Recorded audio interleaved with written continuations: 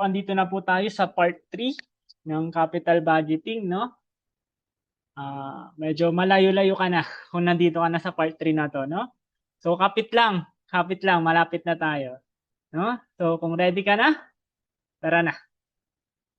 Sa part 1 natin, di ba, pinag-usapan natin dun yung net investment tsaka net return.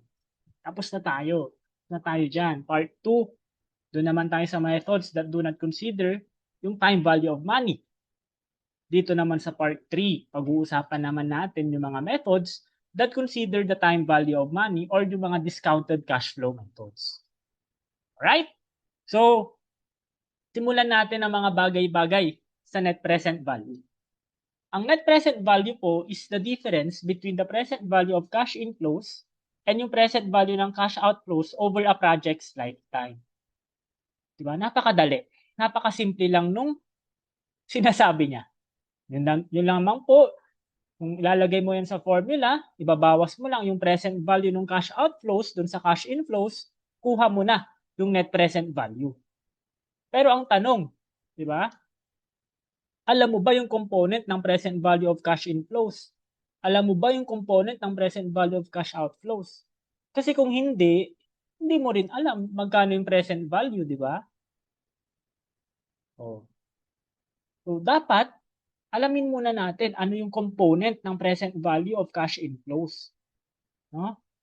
Una dyan is yung annual net cash inflows, imumultiply po natin sa present value of ordinary annuity. No?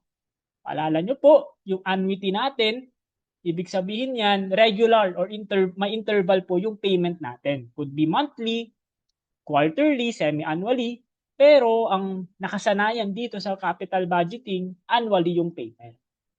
And kapansin-pansin din, ordinary annuity. Ano pong ibig sabihin nun? Ibig sabihin, yung payment po, given yan at the end of each period. Iba naman po yung annuity due na ating tinatawag. Diba? Pag annuity due, beginning of the period. Pag ordinary annuity ka, nasa ending ka. End of the period. Bulagi, natatanggap yung cash inflow mo. No? So, taon-taon yan, ordinary annuity. Right? So, ipaalala ko lang din, ano ba yung annual net cash inflow na yan? Diba, napag-usapan na din natin to dati dun sa part 1. Diba, yan ho yung component dati. Diba, yung cash flows before tax, imumultiply mo dun sa 100% minus tax rate or yan yung after tax or net of tax. Doon mo naman i-add yung tax savings dun sa depreciation expense, kukunin mo yung tax rate ng depreciation expense para makuha yung annual net cash inflow. Or ito, yung method 2, di ba? Yung method 1, i-add back mo yung depreciation dun sa net income, makukuha mo yung annual net cash inflow. No? Alam ko, mas procedural na ngayon kasi imumultiply mo na ngayon sa present value of ordinary annuity kasi i-account mo na yung present value natin. Medyo mas procedural na ngayon. May challenge na rin. No? Ano pa? Yung component ng PVCI or present value of cash inflows. No? Meron din po tayong residual value or yung salvage value pero naka-present value of 1 or present value yan ng lump sum. Ibig sabihin po, isang beses mo lang matatanggap yan. Kailan? Kapag tapos na yung life ng asset. Ibig sabihin, yun na yung residual niya, yun na yung salvage value mo. Katapusan na nung asset na yun. Kaya, i-present value mo siya at the end of life. Could be end of 8 years sa katapusan ng 8 taon. 10 years, pwede rin. So long as present value of 1 yan. Now, at iba yan sa present value of ordinary annuity. Right? Ganun din. Meron din po tayong tinatawag na recovery ng working capital. And again, i-present value mo yan. Kailan? Sa end of life. Or present value of 1 yan kasi nakalump sum yan. Isang beses mo lang mare-recover yung working capital mo. Right. Ilang beses ka na bang nasabi yun? Joke lang. So, present value of cash outflows naman tayo. Now, kapansin-pansin, naka-year 0 ako dito sa net cost of investment ko and yung additional working capital ko if any. Kasi po, ang assumption dyan kung bakit siya naka-year 0, hindi yan naka-present value.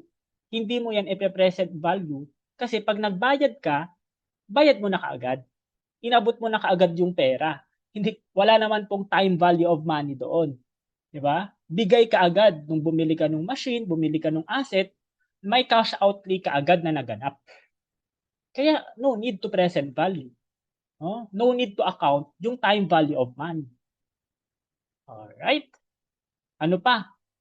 Di ba? Kung meron man tayong additional working capital, pero nagdagdag ka ng investment mo sa pangalawang taon, yun yung ipre-present value mo. So, kung meron mang karagdagan na working capital, pero nilagay mo yun sa second year pa, o present value mo yun for 2 years. Paano sir kung pangatlong taon, edi present value mo for 3 years? Mga ganung senaryo ba? Huh? So ipaalala ko lang ulit, ano ba ulit po yung net cost of investment?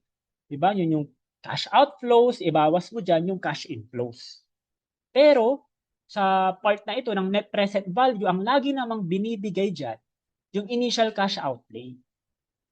Halos hindi na rin ho masyadong sa mga street problems, hindi na rin ho masyado itong binibigay kasi masyado naman ng procedural kung ganun. Medyo comprehensive na yun or challenging. Diba? Ang dami ng senaryo kasi kukompute mo rin yung present value of cash outflows, kinumpute mo pa to. No? Kaya minsan yung mga problems, yung initial cash outlay na lang yung binibigay nila. Para straight to the point na yun na yung net cost of investment. Kung meron mga incidental na transaction, sige, ibigay nila. So long as naalala mo na yung net cost of investment, yan yung formula. Yan yung component niya. Okay? So, tingnan na natin dito sa problem 1. No? Net present value, paano naman ho kapag uniform yung cash flows? Ano pong ibig sabihin ng uniform? No? Hindi po yan unicorn.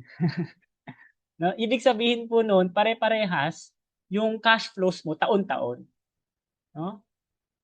Parang sa problem na ito, a company is considering the purchase of a 40,000 machine that would reduce cash operating costs by 10,000 per year. So, it will reduce yung cash operating cost natin 10,000 taon-taon, uniform. At the end of the machine's 5-year useful life, it will have zero scrap value. The company's required rate of return is 10%. And the income tax rate is 25%.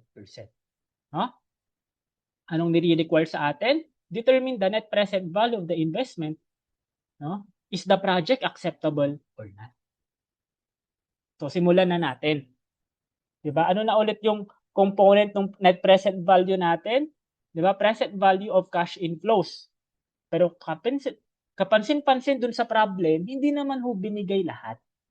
Sa katunayan, ang sabi nga, zero yung scrap value eh. Eh di wala na. Tapos yung working capital, wala naman ho sinabing may recovery ng working capital eh. Eh di wag mo nang isipin. Basta kung ano lang yung binigay, mag-focus ka doon. Pero kapansin-pansin, yung annual net cash inflow, yung computation nito, tignan natin.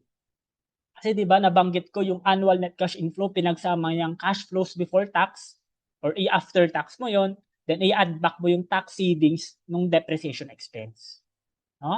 Yung savings po or yung reduction ng cash operating cost na 10,000 per year, yun po yung cash flows before tax natin. Na ang main goal mo, going after tax yan. So 10,000 times 0.75, that's 7,500. Hindi pa dyan nagtatapos kasi meron ka pang tax savings dun sa depreciation expense para makuha yung annual net cash inflow. Na magkano? 40K yung cost. I-divide mo sa 5 taon. So 40K divided by 5, that's 8,000. Pero hindi pa tapos doon. I-multiply mo again dun sa tax rate. 8,000 times 0.25, meron kang 2K na tax savings dun sa depreciation expense. So, makukuha mo na yung annual net cash inflows na 9,500. Right? So, yun pa lang. Step 1 pa lang tayo. Alam mo, hindi pa rin dyan nagtatapos kasi you will need to determine yung present value factor ng ordinary annuity. No, binigyan tayo ng rate na 10%. And sa board exam po ng SIPALE, gagamit na ho tayo ng basic calculator. No, unfortunately, pinagbabawal na po ang scientific calculator tuwing exam. No, so masanay na ho tayo sa basic calculator. No, so turuan ko po kayo. Step 1, enter mo dyan yung 1.1. Paano na yan naging 1.1, sir? 10% yung rate. No? So, gawin mo lang decimal yung 10%, then add 1, that's 1.1. Tapos, i-press mo yung division sign ng 2 times. No? Default po iyon na dalawang beses mo laging isosolve or pipindutin. Kasi nga, nagre-present value tayo. No? Tapos, you will press equal times or equal sign 5 times. Bakit po 5 times, sir? 5 taon mo siyang ifa-factor. No? Paano naman, sir, kung ang nag-appear sa akin, 1. Unang pindot mo, 1 ang nag-appear. No? Or piso yung umappear dyan sa calculator mo. Hindi po counted yun. No? Kung piso ang nag-appear sa'yo, 6 times mong pipindutin yung equal sign. Kasi, yung isang beses, hindi counted yun para maging 5. So, kung 1 yung nag-appear sa'yo dun sa calculator mo, pipindutin mo ulit. Tapos kapag next na pindot mo, dapat ang mag-appear dyan, 0.909. So, dun pala magsisimula yung countdown. So, 0.909, pindutin mo ulit. Diba? Pindutin mo ng 5 beses. So, you will get 0.622092. No? Okay? Step 4, minus what?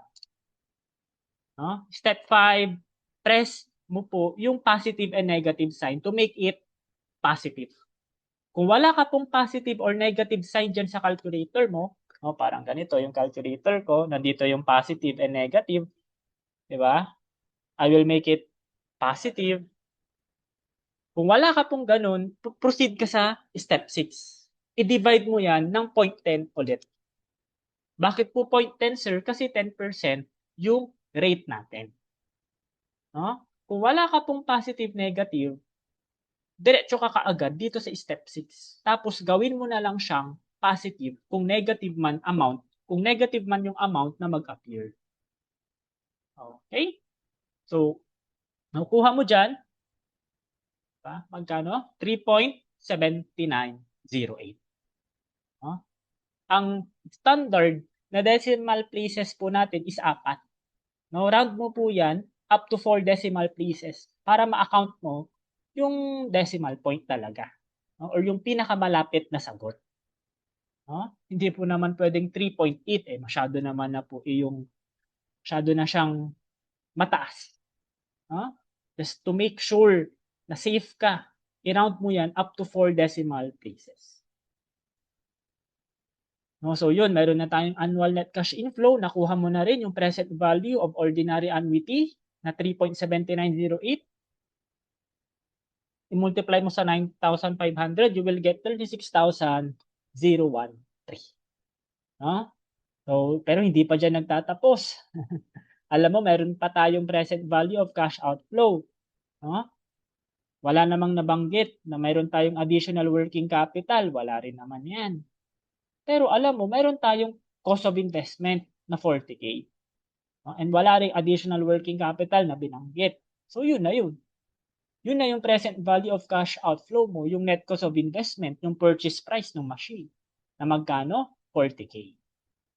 Again, wala hong present value yan kasi sa year 0, pagkasimula pa lang nung company, pinurchase mo na kaagad yung machine. So, no need to account yung time value of money.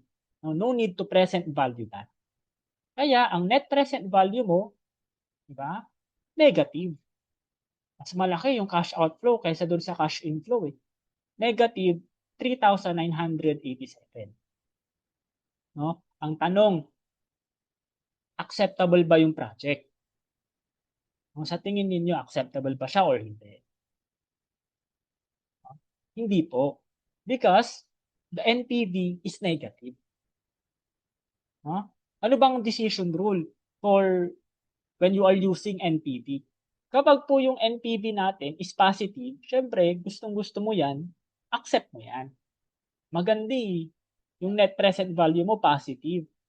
No, acceptable project yan. Pero pag negative yung NPV mo, i-reject mo yung project.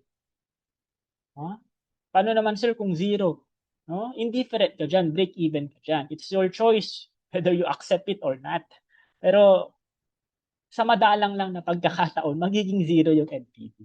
No? Pag nagko-compute ka dito ha. Pero mamaya, pakita ko yung mga pagkakataon na pwedeng maging zero talaga yung NPV. No? Basta mag-focus ka lang sa positive and negative. Accept mo ba or reject? Okay? So, tignan naman natin. Paano naman sir kung non-uniform yung cash flows? Dito sa problem 2 natin. A mining company is contemplating the purchase of equipment to exploit a mineral deposit on land to which the company has mineral rights. An engineering and cost analysis has been made and it is expected that the following cash flows would be associated with opening and operating a mine in the area. So, meron tayong cost ng equipment, tsaka timbers. Meron din tayong working capital na required. May annual net cash receipts. May cost to construct new roads dun sa year 3. May salvage value ng equipment in 4 years. Diba? Ang dami nang binigay ngayon. Kumbaga ba, kompletos rekado na. No? Receipts from sales of ore, less out-of-pocket costs for salaries, utilities, insurance, and so forth daw, yung 120. So, naka-asterisk yan. The mineral deposit would be exhausted after 4 years of mining. So, 4 years lang daw po yung useful life ng mineral deposit. At that point, the working capital would be released for investment elsewhere. So, mare-recover yung working capital mo after 4 years. The company's required rate of return is 10%.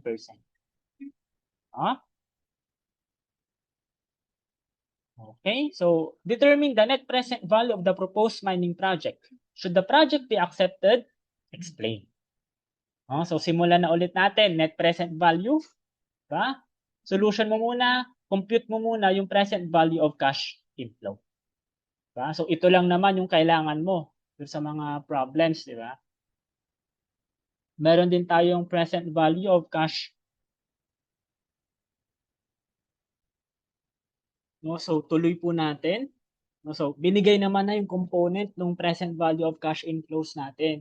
So, pinili ko na lang ano-ano ba yung mga kailangan nyo para makuha yung present value of cash inflows. Una is yung annual net cash inflow. Kapansin-pansin, binigay na din po yung annual net cash receipts. Yun na din iyon. Same lang din po iyon. And remember, di ba, pag sinabi pong net cash inflow, nabawas na dyan yung tax and yung depreciation is already added back. Net na po iyon. Net of tax. And cash inflow yan, ibig sabihin lahat lang ng cash-related item, nandyan na. So, since depreciation is a non-cash expense, na-add back na yan dyan. Na-add back na yan. Na-consider na yan. So, tama lang ho iyon. Na yung annual net cash receipts is 120K. Yun na din po, i-multiply natin sa present value of ordinary NPV. Paano po nakuha yung 3.1699? Ganun ho ulit. Diba, i-present value mo siya, 10% for 4 years. So, using basic calculator, enter mo yung 1.10, you press division sign 2 times, press equal sign 4 times. Pero remember, pag 1 muna yung nag-appear sa'yo, 5 beses mong pipindutin yung equal sign. Pag ang unang nag-appear sa'yo sa equal sign mo is 1, pindutin mo ulit. Doon lang magsisimula yung countdown.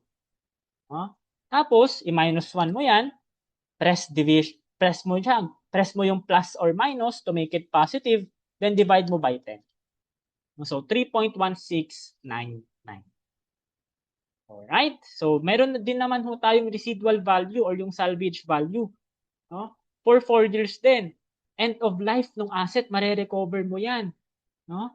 Pero yun nga lang, mare-recover mo siya after 4 years. Kaya kailangan mong i-account yung present value. No? So 30K, multiply mo dun sa 0.6830. 6830. Paano ho natin nakuha yung 6830? Huh? Using basic calculator, present value factor of 1. Bakit po 1? Kasi isang beses lang uli natin makukuha yung salvage value natin. So 1.10, enter mo yan sa basic calculator, 1.10, 10% ka, press division sign 2 times, tapos i-press mo yung equal sign 4 times. Kung if 1 appears first, hindi counted yon. No? So 4 na beses yan. So dapat ang makuha mo 0.6830.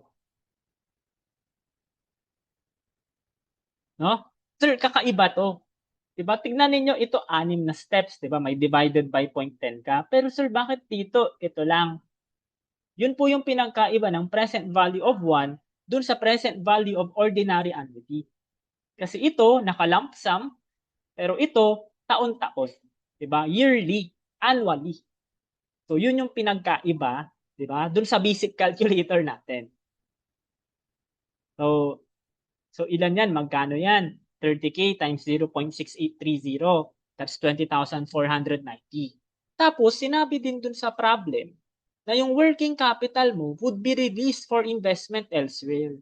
Mare-recover mo yung working capital na ininvest mo nung una. Yun nga lang, mare-recover mo yan after 4 years kapag na-exhaust na yung mineral deposit. No? So, end of life pa nung asset. So, same ulit. After 4 years, present value ulit, 80,000 multiplied by 0.6830, that's 54,640. So, ang present value of cash inflows mo, that's 455,580. Alright. Pahinga ba? Now guys, tiyagain nyo lang ha. Tiyagain nyo lang po. Alam ko, medyo challenging na to. No? Challenging yung part na to. Pero tiyagain nyo lang. Kayang-kaya mo to. No? So, dito naman tayo sa present value of cash outflows. No? So, ipapakita ko lang lahat yung related na given doon sa problem. Meron tayong cost of equipment, di ba, na 300K. Tapos meron din tayong working capital na required. Hindi mo na yun i-present value. Siyempre, at the start ng operation, nung mining operation mo, binigay mo na agad yan. May cash outlay ka na kaagad. Kaya no need to account for time value of money. So, ilan yan? 300K plus 80K. That's 380K. Yun nga lang, meron tayong year 3. And that's the part na kailangan natin i-account yung time value of money. Kasi mangyayari pa yan after 3 years. So, yung additional working capital mo, i-multiply mo sa present value of 1. Bakit? Kasi isang beses lang yan na mangyayari. Lump sum payment yan. Hindi naman yan taon-taon. Diba? For 3 years. So, ilan yung present value factor niya? Enter mo ulit, 1.1. Sa basic calculator mo, 10%. Press division sign 2 times. Press equal sign 3 times. If 1 appears first, hindi counted yon. Kaya 4 na beses mo yan kapag 1 yung nag-appear sa basic calculator mo. No? So, dapat ang makuha mo 0.7513. So, ilan yan? I-multiply mo sa 50K, that's 37,565. So, ang present value of cash outflows mo, that's 417,565. Di meron ka ng, di ba, kompleto ka na. May present value of cash inflows ka, may present value of cash outflows ka na. So, mayroon ka ng net present value. That's 37,953. Now, should the project be accepted? Of course, di ba? Of course, yes, di ba? Kasi positive yung NPV mo. And additionally, this means that the rate of return dun sa investment project is greater than the company's required rate of return na 10%. Ibig sabihin, mas kikita yung project na to kasi yung net present value niya positive eh. It assures na yung rate of return ng investment project na to is greater than dun sa 10% na minimum required rate of return. Okay? So, ano-ano ba yung advantages ng net present value? Una, syempre it considers all cash flows over the project's life, 'di ba? Kitang-kita nyo naman, no, na-account natin lahat ng cash flows during the entire life ng project. Even yung additional working capital, yung salvage value, yung recovery ng working capital natin, di ba? And recognize the time value of money. Gumamit tayo ng present value dito. In-account natin yan. And it also assumes the discount rate as the reinvestment rate. Bakit po? Kasi using discount rate, nagre-reflect dyan yung risk and cost of capital natin. No? Yung discount rate na sinasabi ho, yun po yung 10% kanina. No? Or yun yung cost of capital natin. Yun yung maintaining balance mo, kumbaga, na yan yung minimum required na return ng project. O kapag hindi mo na-meet yun, o risky yung project. No? So mamaya, mas explain pa natin yan. Okay? And additionally, easy to apply. medyo, medyo ano na, medyo parang hindi totoo to. Joke lang. Easy to apply in a sense na very straightforward lang yung formula. Present value of cash inflows, ibawas mo yung present value of cash outflows. O, di ba? Madali lang intindihin. No? Kung meron namang advantages, meron din namang limitations. No? It requires accurate cash flow forecast which can be uncertain. Correct. Ano po kapag hindi accurate yung cash flow forecast ng company? E di hindi na tama yung net present value nila. Hindi na din tama yung decision nila. No? Again, sa capital budgeting po, hindi lang ito numbers. No? Interpretation din ng numbers na yon. Kung positive ba, maganda. Kung negative ba, ano? Anong gagawin mo? Anong gagawin mo kapag greater than the required rate of return? Ano naman kapag less than the required rate of return? No? It's more than just a number. Dapat kaya mo ding ma-interpret. Right? It requires predetermination of the cost of capital or the discount rate to be used. Correct. Kailangan mo muna ano yung cost of capital mo, ano yung minimum required rate of return para makapag-desisyon ka. Di ba? And the net present values of different competing projects may not be comparable because of differences in magnitudes or sizes of the projects. No? Totoo po ito. No? For example, yung isang project mo, yung project 1, sobrang laki, siguro 1 million. Yung project 2 naman, ang size ng project na yun, 1 billion. No, hindi sila comparable. Hindi mo pwedeng ipag-compare yung project 1 sa project 2 kasi nga yung size ng project hindi hindi comparable. Million yung isa, billion yung isa. No? Kaya nga po, yung limitation na ito ng net present value na-address ng profitability index.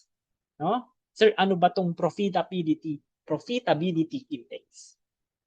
The profitability index or yung PI defines net present value by turning it into a relative measure of investment efficiency showing how much value is created per unit of capital invested. No? Sa madaling sabi, this makes PI especially useful when capital is limited and projects must be ranked. Kumbaga ba, gusto mo na may ranking yung project mo kung sino yung uunahin mo. No? Yun, yung silbi ng profitability index. Refinement ng NPV. No, anong formula? Present value of cash inflows divided by present value of cash out. So, tignan natin dito sa illustration na to. 'Di ba? For example, meron tayong dalawang machine. Si machine 1 tsaka si machine 2. Si machine 1, mayroong present value of cash inflow na 700K. Ibawas mo yung 400K na cash outflow, may NPV siya na 300K. Si machine 2, maliit lang yung cash inflow. Maliit lang din yung cash outflow mo. Kaya ang NPV mo, 150. Huh?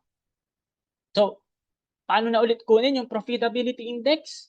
Yung present value of cash inflow na 700K, i-divide mo dun sa, or i-divide natin dito sa present value of cash outflows.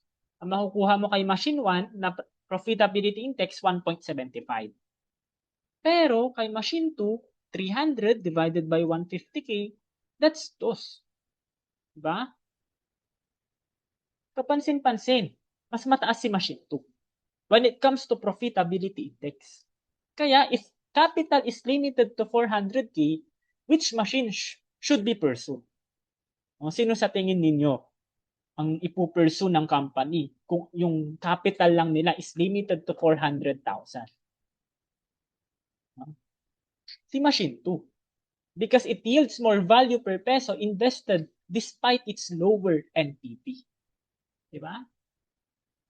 Para bang ina-account mo dito sa profitability index yung investment, no? As the denominator. Oo nga, yung machine 1 mo, ang laki ng NPV. Pero, pansin-pansin mo naman, ang laki din ng ininvest mo sa kanya. Pero ang profit mo lang dyan, 1.75. As compared kay machine 2, sige, kaunti lang yung NPV niya, mas maliit. Pero, reasonable naman, maliit lang naman yung ininvest mo dyan eh. Pero, malaki yung profit mo dyan. And if capital is limited lang sa 400K, makakabili ka pa ng another machine 2. Diba? Tignan mo, ang investment lang naman ni machine 2, kailangan mo lang ng 150K. Pwede ka pang bumili ng additional 150. Diba? And makaka-profit ka pa ng dos dyan. O, gamit lang yung 400K. As compared kay machine 1 na isang bagsakan na 400 ka agad, pero ang profit mo lang 1.75. O, di ba? So, yun yung silbi ng profitability index. Huh? Anong key takeaway natin dito? Yung NPV po, best yan for absolute value measurement. Kumbaga ba, real monetary terms to. Huh? For example, kapag alam mo yung NPV is negative, wala na yun sa conversation. Ayaw mo na yan. Ayaw mo na kapag yung NPV is negative. X na kaagad. No? Absolute na yan na ayaw mo na yung NPV na negative. Pero pag yung NPV is positive, oh, makikita mo yan. Titignan mo yan. Mapapansin mo yan. Kasi nga, real monetary terms tayo. Pera ang usapan natin dyan. At hindi lang yan basta-basta percentage, hindi lang yan rate. Real monetary terms. No? Si PI naman po, it refines NPV by adding efficiency context, making it crucial when capital is scarce. Correct? Tama naman po. Diba? In practice, firms use both together. NPV for overall value, PI naman for prioritization. Huh? So, yun ho, NPV ka, overall. PI, prioritization. Based ka sa ranking when capital is scarce. Right? So, I hope gets na natin yung NPV natin and profitability index. Kasi may tinatawag pa ulit tayong NPV index. Ito kamag-anak lang din naman ni profitability index. Yun nga lang, ang numerator mo is net present value. Tuloy natin yung kanina. Yung NPV index natin dyan is NPV over PVCO. That's 300K over 400K, that's 0.75. Si machine 2, 150 over 150, that's 1. No? Pinakita ko lang ito kasi halos magkamag-anak kasi si profitability index tsaka NPV index. Mamaya kasi matanong, ano yung NPV index naman, di ba? Isipin nyo na lang na ang laging denominator nila ng profitability index at NPV index is PVC. Nagkaiba lang sila sa numerator. So, let's proceed sa another topic ng discounted payback period. Ito naman po, the discounted payback period is the time it takes for a project to recover its initial investment in present value terms, accounting for the time value of money. Diba? Bakit? Yung payback period natin na formula dati, wala pong time value of money yun. Pero, itong discounted payback period, may time value of money na. Yun lang naman yung pinagkaiba niya. Unlike the simple payback period, it discounts future cash flows before summing them, making it a more accurate measure of risk and profitability. Siyempre, na-take into account mo na yung time value of money na measure mo na dyan yung risk and profitability ng project. No? So, tignan natin sa problem na to. A new machine costing 120,000 with 3 years na useful life, no salvage value at the end of 3 years, is expected to bring in the following cash inflows after tax. No? So, yan na po iyon. First year mo, second year mo, third year mo. If the company's cost of capital is 10%, what is the discounted payback period? Or ibang tawag dyan, break-even time. Okay? So, tignan na natin. Diba? Ito, di-discount mo lang naman eh. Diba? Using basic calculator, no? Yung 10% po, i-enter nyo ulit, 1.1, diba? 1 or 1.10 rather. Press division 2 times. Tapos press equal sign 1 time. Kapag 1 yung nag-appear, hindi counted yan, press mo ulit. Kaya ang present value of 1 natin for 1 year is 0.9091. No, ito po iyon. I-present value natin yung 100,000. Yun yung goal natin. Ma-present value sila. Yung tatlo na cash inflows natin. No, so yung 100K, i-multiply mo. No? I-multiply mo dun sa 90.91 or 0.9091. So ang discounted net cash inflow mo na is 90,910. Pero remember, ang amount to recover mo is 120,000. No? So hindi lahat mare-recover mo kaagad ng unang taon. Hence, magpapalipas ka ng isa pang taon. No? Papalipasin mo yung isang taon kasi hindi mo mare-recover lahat sa unang taon pa lang eh. May balance ka pa na 29,090. Kaya, hintayin mo yung second year. Kunin mo ulit yung second year. No? Anong present value of 1 natin for 2 years? No? Press mo lang again yung equal sign. That's 0.8264. No? Again, 4 decimal places tayo. So, 80K multiply mo dun sa 0.8264. That's, ang discounted niya is 66,112. Anong amount to recover mo? Hindi na ho 120K ha. Yung balance mo na at the end of year 1 after mong ma-account yung cash inflow ng year 1. So that's 29,090. Ibig sabihin, mare-recover mo na ng second year. Ang cash inflow mo nun 66K, pero ang i-recover mo lang 29K. So kaya mo na. Diba? Kayang-kaya mo na ng second year. Ang tanong, ilan? 0.44 po. Paano nakuha yung 0.44? 29,090 divide mo sa 66,112. No? That's 0.44. Kaya ang balance mo na, wala na, na-recover mo na. Or kumbaga ba hindi mo na or even sa kalagitnaan pa lang ng second year, na-recover mo na.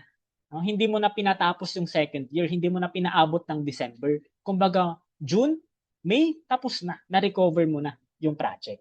Kaya 0.44 lang. Kaya ang payback period mo is 1.44 years. No? Discounted na yan. Doon naman sa year 3, huwag mo nang pansinin. Hindi naman na umabot ng third year. No? So, ikaw naman, aabot ka ng third year. Ikaw talaga. Dito lang hindi umabot. Dito lang hindi umabot ng third year. Aabot yan. Kayo talaga. No? So, dito lang sa problem natin. Mamaya kasi totohanin nyo, hindi umabot ng third year. No? Hindi naman. Huwag naman sana. Grabe na. So, ba't walang fourth year? Ano na kasi yun? Mahirap na. Joke lang. No, kayang-kaya niya yan. Naabot yan sa third year and fourth year. No? No, so, ano naman po itong internal rate of return? Ayan. No, so, kayang-kaya niyo to. Kayang-kaya niyo itong internal rate of return. No? No, so, teka lang. Inom muna ako ng tubig.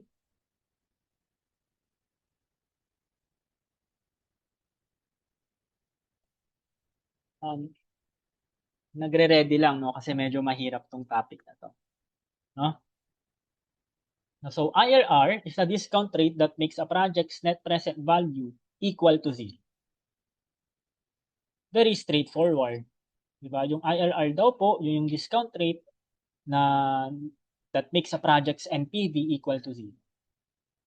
In simple terms, it's the expected annualized rate of returns a project will generate, helping managers decide whether an investment is worthwhile. No? I-anuhin pa natin. Let's dive deep.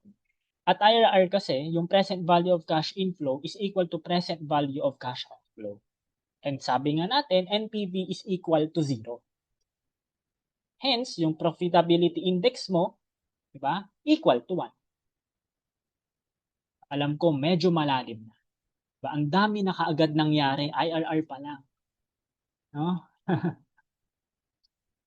Di ba? Pero yung pinakapuso niya, itong tatlo na to. Di ba? Yung PI mo equal to 1. NPV mo 0. Tapos yung present value of cash inflow mo equal dun sa present value of cash outflow. No? No? So yun. No? So tingnan natin. Di ba? IRR is also referred to as the discounted rate of return, discounted cash flow rate of return, time-adjusted rate of return, discounted minimum required rate of return, or break-even rate of return. Sir, ang dami. Ang dami naman. Ang dami niya namang palayaw, di ba? Huh? So, minsan, ang tinawag ko dito sa rate of return is ano na lang, ROR. Para di na ako nagsusulat. ROR, di ba? Discounted ROR, discounted rate of return, discounted cash flow ROR, di ba? Para hindi na ako magsulat ng kehaba-haba. Pero, pag na-meet niyo yung term na yan, na discounted rate of return, IRR yun. Internal rate of return lang din yun. Oh? Basta ba pinakita ko to para aware kayo na may ibang tawag dyan sa IRR. No? So, simulan natin sa problem na to. No? Paano naman po kung uniform cash inflows tayo? Tapos pinagko-compute tayo ng internal rate of return. A company is proposing to spend 200,000 on a 5-year project that has an estimated net cash inflows of 66,667 for each of the 5 years. Determine the internal rate of return. Oh. So, hinga po, kayang-kaya yan. Step 1, determine the present value factor. Dito po sa internal rate of return, no? Kwento ko lang, procedural siya. Procedural to. Ano yung rate na magpapa-equal sa NPV sa 0. Yun na yung gustong sabihin nito. No? So, ano yung present value factor? Step 1. Paano kunin yan? Net cost of investment divided by annual net cash inflows. No, kapansin-pansin na yung present value factor natin for IRR is equal to payback period only when cash flows are uniform. Ano pong ibig sabihin nun? 'Di ba nabanggit dito uniform. Bakit? Kasi yung 66,667 taon-taon 'yan. Every year for 5 years, yan yung cash inflow mo. Hence, uniform yan. And remember, yung PVF mo or yung present value factor, yun lang din po yung payback period mo. No, kapag uniform yung cash flows. Ba, itong formula na to, yan lang din yung formula sa payback period. Huh? Okay?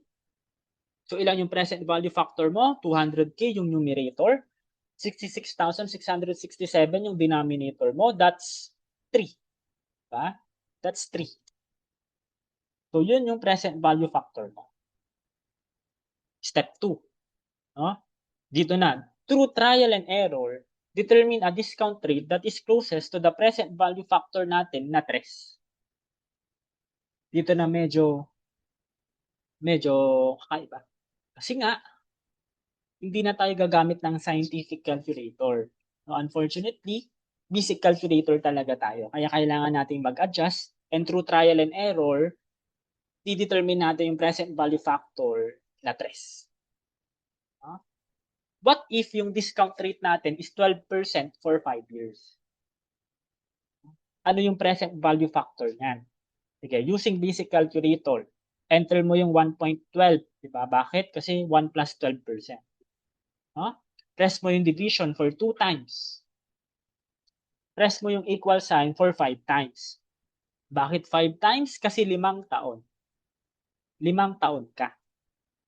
If 1 appears first, nung pagka-equal sign mo, 1 yung nag-appear, hindi yan counted. So, hindi yan counted sa 5 times.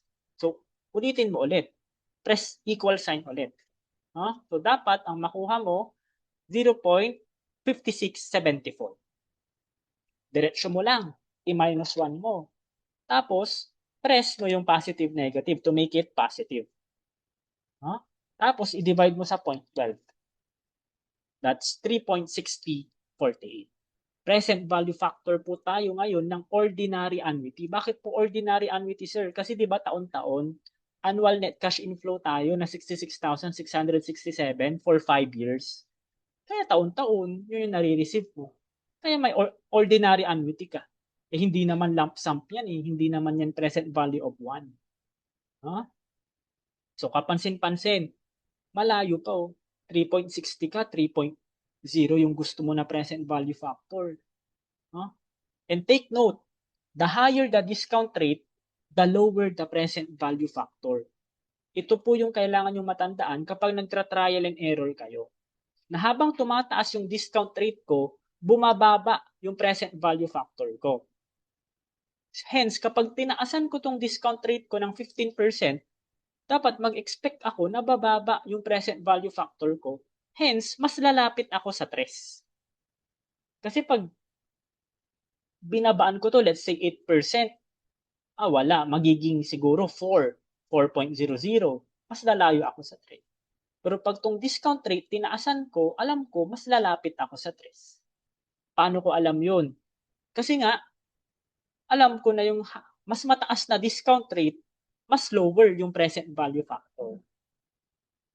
So, yun lang yung kailangan mong maalala pag nag-trial and error ka. Mas malaking discount rate, mas mababang present value factor. So, kailangan nating taasan ngayon para mas maging close tayo sa 3.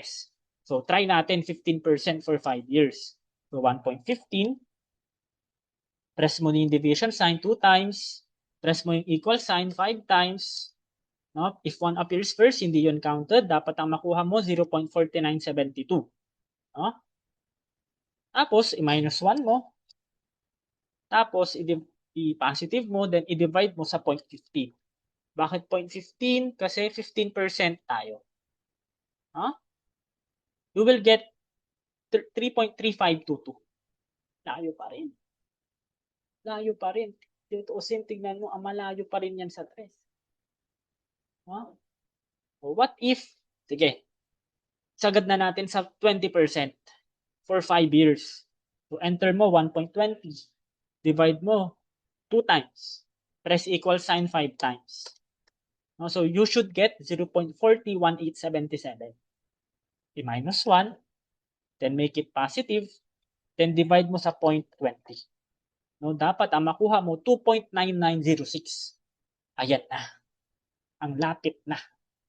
Ang lapit na sa 3. Diba? Pero hindi pa yan, ha? Hindi pa po iyan. Kasi ang hinahanap natin is yung exact na 3.00. We can say lang na malapit siya sa 20%. Or close yan sa 20%. Ano ba ang kailangan mo na present value factor? Diba? At IRR, gusto mo yung present value factor mo 3. Ilang percent kaya yun? Malapit sa 20. And remember, sa IRR, you need 2 values. The higher discount rate and yung lower discount rate para makumpleto yung computation natin through trial and error. And kapansin-pansin, pag 21% ko ba to, baka mas lumayo ako. Baka siguro 2.85. Diba? Baka ganyan. Kailangan ko yung mas malapit sa 3. Subukan ko mag 19%. Kasi kailangan ko ng 2 values eh. Alam ko pag 21 to, 21%, let's say baka maging 2.85. Kaya ang kailangan ko nasa gitna eh. Dapat ang kailangan ko yung 3 nasa gitna ng dalawa. yung dalawang values na yun para mahanap ko ano yung nasa gitna or ano yung exact, no? Saan ba sila nag-meet halfway? No? So you need two values. Yung nasa gitna dapat. Kung saan nasa gitna yung tres natin. So try natin yung 19%. So what is the discount rate? Using 19% for 5 years, enter 1.19, diba? Press division 2 times, press equal sign 5 times. If 1 appears first, hindi counted yun. So you should get 0.419049. Minus 1 mo ulit, press division sign or yung positive negative, then divide mo sa 0.90 kasi 19%. Edi ayun na, 3.0576. O nasa gitna na yung IRR mo. Pinaggitnaan ka na. Meron kang 20% na 2.99, tapos meron kang 3.05. Sakto, nasa gitna na yung tres. Diba? Hence, we can say na yung IRR natin is between 19% and 20%. Bakit mo kailangan yan? Kasi may tinatawag tayong interpolation.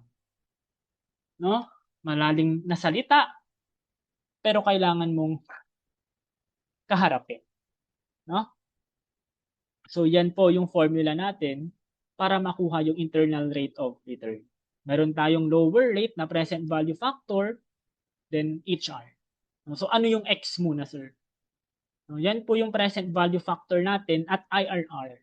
Yan yung tres kanina. Ano yung HR? Yan po yung higher rate na present value factor natin. Di ba may pinakita ako na illustration? Meron kang 2.999906 for 20%. Meron kang 3.0576 for 19%. I-input mo na yan ngayon. No? Anong numerator mo? Di ba yung X mo, ito yung tres. Ano yung lower rate na present value factor mo? Ito po yung lower rate natin, 19%. No? 3.0576 lower rate or lower discount rate na present value factor. So ito yung tinutukoy niyang lower rate. No? Tapos higher rate, 2.9906, ibawas mo sa 3.0576. So you should get, numerator mo dyan, negative. No? So relax lang kung negative yan. Kasi yung denominator mo, negative din. So negative divided by negative, magiging positive naman. No? 0.0576 divided by 0.067, 0.8597. Tapos, i-add back mo na ngayon dyan yung lower discount rate. Anong lower yan? Yung 19%. Para, 19% plus 0.8597. Kumbaga ba, yun yung gitna. Yan yung percentage na mag-yield ng 3.00 na present value factor. So, yun yung IRR natin. Yun yung internal rate of return. Sige, patunayan natin. Patunayan natin. Ano yung present value factor natin? If we use 19.8597% for 5 years. Diba? Enter mo yung 1.198597. Diba? 98597. Then, press division 2 times. Press equal sign 5 times. Kasi 5 years. Pero if 1 appears first, hindi counted yon. So, let's make it 6 times kapag 1 yung nag-appear sa basic calculator mo. You will get 0.404235. I-minus 1 mo, tapos make it positive. Kung wala kang ganun, proceed ka sa step 6. So, i-divide mo sa 0.198597, yan yung rate natin. So, you should get 2.99986. Or kung i-round up mo, up to 4 decimal places, that's 2.9999 or 3.000. No? So, yun yung importance kung bakit ko siya laging nira-round up to 4 decimal places. No? Pag ginawa ko po kasing 19.86 to, di ba? Medyo close, pero hindi siya exact. Pero kung gusto mong gawing masyadong exact or parang close dun sa exact na decimal niya, pinaka-close talaga yung 4 decimal places. No? Kung lalahatin mo naman kasi yung decimal places, Matrabaho na yun. Hindi na ano yun. Grabe naman. Ang sipag mo naman. No? So, anong decision rule natin? Di ba? Hindi lang naman po ito computation ng kung ano-ano lang. No? What if yung required rate of return ng project is 15%? Is the project acceptable? Ano bang decision rule mo kapag IRR ka? If yung internal rate of return is greater than the required rate of return or yung cost of capital, i-accept mo yung project. Kapag less than naman, i-reject mo yung project. Yun lang. Anong IRR mo? 19.85, 97%. That's greater than 15%. Hence, accept mo yung project. Diba? Napakadali. Ang decision rule natin for IRR. Now, so, tignan naman natin dito sa another problem natin. What if exact yield? So, ano yung exact yield? Yan lang din po yung IRR. Di ba ang daming tawag? Ang dami namang tawag sa IRR. No? Exact yield or exact return, IRR din yun. No? A company has purchased a new equipment for 167,880. The equipment is expected to last for 3 years and to provide cash inflows as follows. O yan daw yung cash inflows mo for 3 years. May present value factor na din na binigay. Ay, isa lang. Meron din, anong required? Assuming that the equipment will yield exactly a 16% rate of return, what is the expected cash inflows for year 3? Ano daw yung cash inflows mo for year 3? If the equipment will yield exactly a 16% rate of return. Hence, yung 16% na yan yung IRR. Kasi it will yield exactly. Exact yield ka. So, nasa IRR ka. Huh? Okay? So, nabanggit ko din. Huh? Ano bang kailangan mong maalala? At IRR, yung present value of cash inflow, equal yan sa present value of cash outflow. Ang NPV mo is 0. No? Hence, yung PI mo equal to 1. No? Mamaya, patunayan natin. No? Anong solution natin? Di ba? So, present value of cash outflow muna. Diba? At nag-purchase tayo ng equipment. Year 0 yan. So, walang present value yan. No, that's 167,880. No? Year 1, di ba? Meron tayong present value of cash inflow. 80,000, that's i-multiply mo sa present value factor niya, makukuha mo 68,960. Sa year 2 naman, ganun din, 90K multiplied by 0.743. That's 66,870. Tsaka anong sabi natin? Diba? Kapag exact yield ka, kapag nasa IRR ka, yung present value of cash inflow equal yan sa present value of cash outflow. Hence, we can say na yung 167,880, yun din ito. Yan din yung total present value of cash inflow mo kasi nasa IRR ka eh. Diba? And remember, kapag pinagbawas mo silang dalawa, NPV mo is equal to 0. Tama ba? Tapos kung ipag-divide mo silang dalawa, equal to 1. So yun yung profitability index mo. Oh, nasa exact yield ka, nasa IRR ka. No? So ano dapat yung year 3? Ano dapat yung nandyan? So you can actually use workback method. Kasi yun lang naman yung missing piece eh. Ano dapat yung maging year 3 mo para maging 167,880 yan? No? So magiging ano dapat yan? 32,050. Yun yung kailangan mong i-add sa year 3 para maging 167,880. Pero hindi pa kasi yan yung tanong eh. Yan lang yung discounted. Ito lang yung naka-present value. Ito yung discounted cash inflow. Ang tinatanong mo, yung expected cash inflows mo for year 3. Ito po. No? Yung nandyan. Hence, para makuha mo yung undiscounted na cash inflows, i-divide mo yung discounted dun sa present value factor na 0.64641. No? 32,050 divided by 0.641, that's 50,000. So, 50,000 po yung expected cash inflow mo at year 3. Okay? No? So, another way is yung, or another topic dito is yung payback reciprocal. Sir, ano naman tong payback reciprocal? No? So, ito po yung reasonable estimate ng internal rate of return, provided that the net cash inflows are constant or uniform and continue forever. No, sana all may forever. Joke lang. No, dito lang sa payback reciprocal. No, reasonable estimate siya, hindi exact ha, reasonable lang. Approximate lang, no, ng internal rate of return. Provided yung net cash inflows mo constant or uniform and they continue forever. Tuloy-tuloy, indefinite. Okay? So, anong formula natin? Payback reciprocal. Baliktarin mo lang yung payback period, net cash inflows over investment. Or, 1 over payback period. No? Sige. Pero, ang pinaka-common ko na ginagawa is yung 1 over payback period. Para, di ba? Buy one, take one.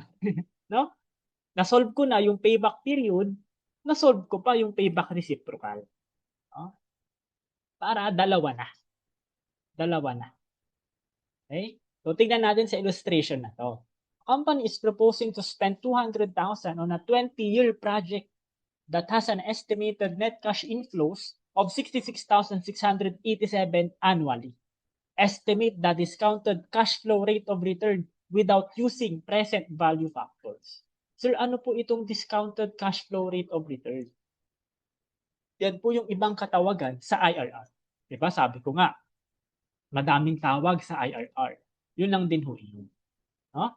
But this time without using present value factors. Paano mo gagawin yan? Diba? Sabi ko nga po, yung payback reciprocal, good approximation yun ng IRR. No? Provided that the cash flows are constant and they continue forever. No? Kung nga 20 years yan. 20 years yan. Medyo mahaba-haba na taon. No? So, 1 over payback period. Kunin muna natin yung payback period natin. Ilan ba yung investment natin? 200K. Ilan yung net cash inflows? 66,687. So, ang payback period mo, 3 years. Hence, ang payback reciprocal, 1 over 3. That's 33.33%. Or we can say na yung IRR natin is approximately 33.33%. Sige, patunayan natin. No? Ano po yung present value of ordinary annuity natin for 20 years using 33.33 as the discount rate? No? Step 1, enter 1.333. Ha? Kasi nga, 33.33%. Press division sign 2 times. Press equal sign 20 times. Naku, pasensya na ho kung medyo procedural. No? Kasi 20 years kasi yan eh. 20 times yan. 2, 3, 4, 5, 6, 7, 8, 9, 10, 11, 12, 13, 14, 15, 16, 17, 18, 19, 20.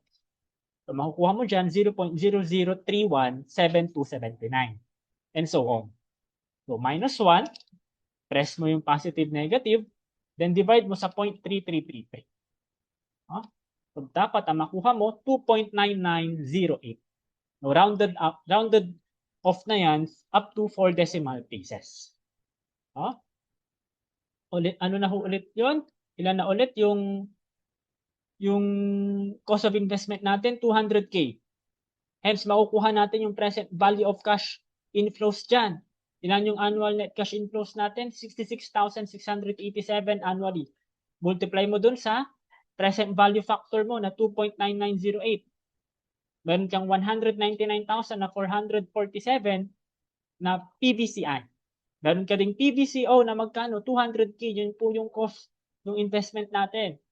Hence, ang net present value mo is negative 553. Anong sabi natin kapag nasa IRR tayo? NPV is equal to 0.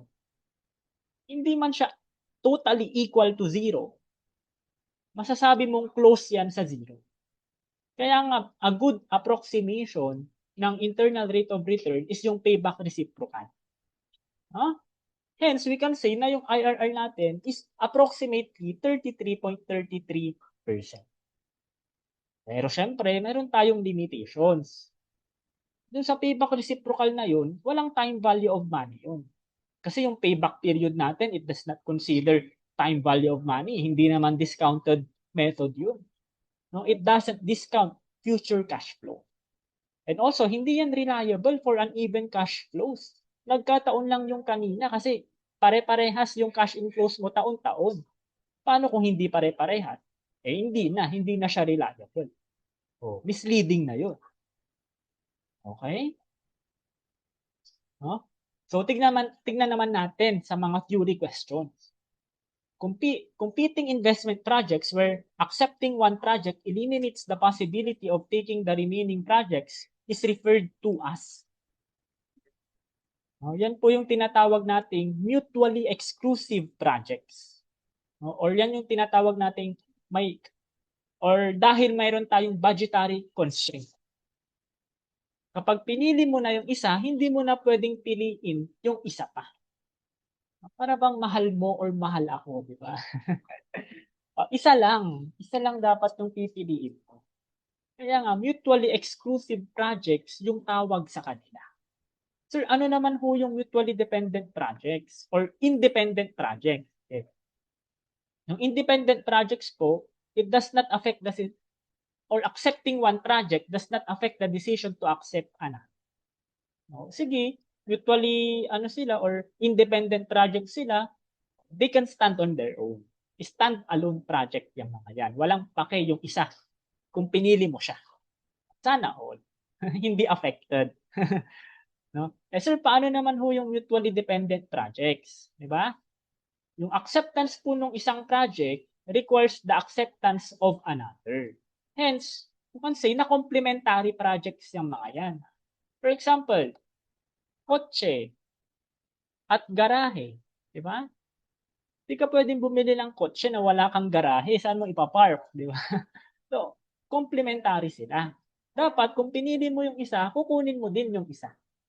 Mutually dependent projects yung tawag sa kanila.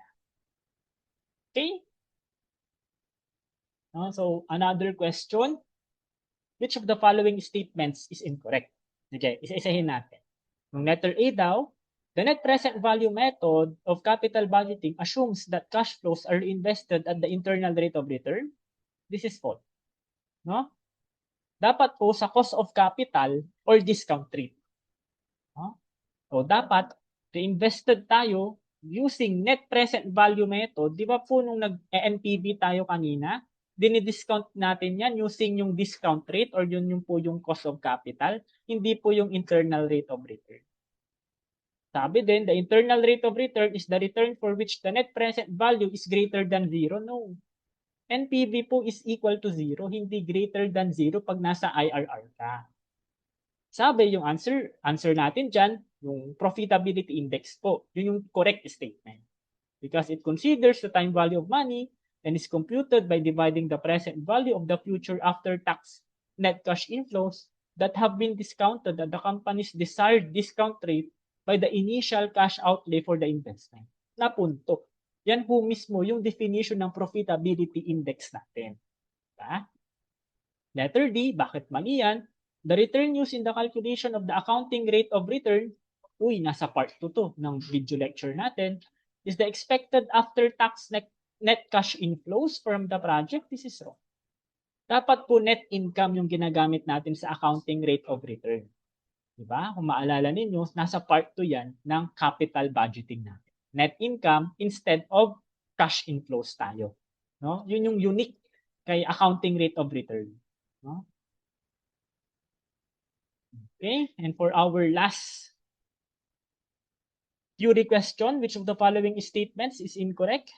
If an investment project has a profitability index of 1.5, the project's net present value is positive, meaning that the present value of cash inflows is greater than the present value of the cash outflows. This is true. No? Kapag po yung PI natin is greater than 1, means NPV is positive. So the project is acceptable.